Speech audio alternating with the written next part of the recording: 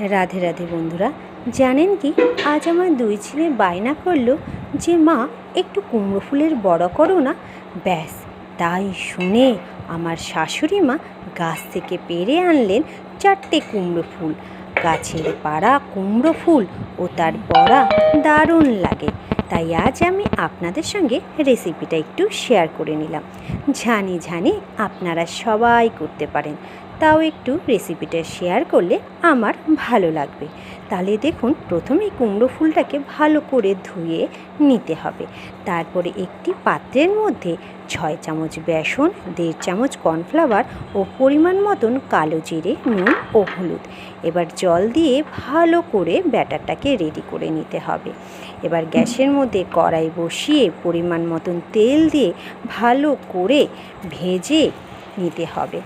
একটু লালচে খয়েরি ভাব এলেই কুমড়ো ফুলের বড়াটাকে নামিয়ে নিতে হবে। ব্যাস, রেডি হয়ে গেল আমাদের কুমড়ো ফুলের বড়া। এবার গরম ভাতে একটু ঘি ছড়িয়ে মুচমুচে কুমড়ো ফুলের বড়া দিয়ে ভাত খেতে কেমন লাগে? আমার দুই ছেলের তো বেশ ভালো লাগে। আপনাদের কেমন লাগে কমেন্ট করে জানাবেন কিন্তু। আপনাদের সবাইকে আমার রাধে রাধে।